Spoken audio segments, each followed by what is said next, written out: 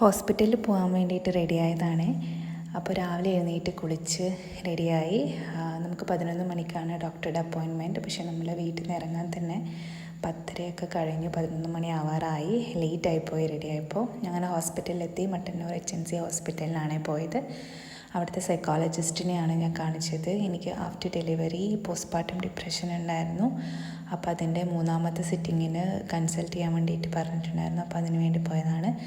അപ്പോൾ കാണിച്ചൊക്കെ കഴിഞ്ഞപ്പോൾ ലഞ്ച് ടൈമായി. അപ്പോൾ ലഞ്ച് കഴിക്കാൻ വേണ്ടിയിട്ട് പോവുകയാണ്. താഴെ ഒരു നല്ല ഹോട്ടലുണ്ട്. ഞാൻ ക്യാരിങ് ആയ സമയം ഞാൻ എൻ്റെ ഡെലിവറി കഴിഞ്ഞ ഹോസ്പിറ്റലും കൂടെയാണ്. ഇവിടെ നിന്നാണ് ലഞ്ച് കഴിച്ചുകൊണ്ടിരുന്നത്.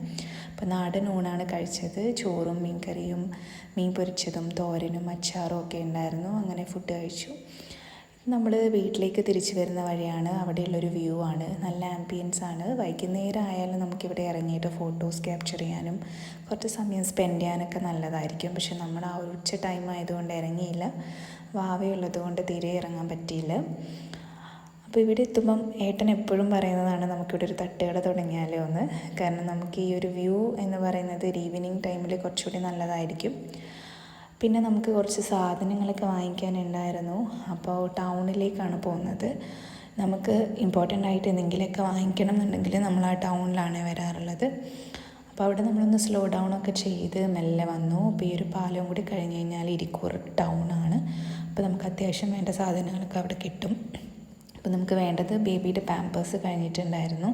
അപ്പോൾ അത് വാങ്ങിക്കാൻ വേണ്ടിയിട്ട് ഒരു ബേബി ഷോപ്പിലാണ് നമ്മൾ പോയത്. അവിടെ ബേബീസിന് വേണ്ട എല്ലാം അവൈലബിൾ ആണ്. ഇപ്പോൾ നമുക്ക് ജസ്റ്റ് പാമ്പേഴ്സ് മാത്രമേ വേണ്ടിയിരുന്നുള്ളൂ. അതുകൊണ്ട് നമ്മളത് മാത്രം വാങ്ങിക്കാൻ പോയതാണ്. പിന്നെ അമ്മയ്ക്ക് കുറച്ച് വേറെ പച്ചക്കറികളും ഒക്കെ വാങ്ങിക്കാനുണ്ടായിരുന്നു. അതുകൊണ്ട് പെട്ടെന്ന് തന്നെ പോയി. ഇതാണ് ഷോപ്പ്. ഇവിടെ ബേബീസിന് ആവശ്യമായിട്ടുള്ള എല്ലാം അവൈലബിൾ ആണ്. Including dresses, toys, food wares ഒക്കെ ഉണ്ട്. പക്ഷെ നമുക്ക് പാമ്പേഴ്സ് മാത്രമേ ഇപ്പോൾ അത്യാവശ്യമുള്ളൂ. കാരണം ഡ്രസ്സസൊക്കെ വാവയ്ക്ക് നമുക്ക് നെയിമിങ് സെറിമണിയുടെ സമയത്ത് ഒരുപാട് കിട്ടിയിട്ടുണ്ട്. അതൊക്കെ നമ്മൾ യൂസ് ചെയ്യണത്രേ. വലിയ സൈസൊക്കെ ആയതുകൊണ്ട് അവിടെ വച്ചേക്കുവാണ്. പിന്നെ ഫുഡ് വെയർ ഒന്നും യൂസ് ചെയ്യാനായിട്ടില്ല. അതുപോലെ ടോയ്സ് ഒന്നും ഉപയോഗിക്കേണ്ട ഏജ് ആവാത്തത് കൊണ്ട് തന്നെ നമ്മൾ പെട്ടെന്ന് തന്നെ അവിടെ നിന്ന് ഇറങ്ങി സാധനങ്ങളൊക്കെ മേടിച്ച് വീട്ടിലേക്ക് പോയി.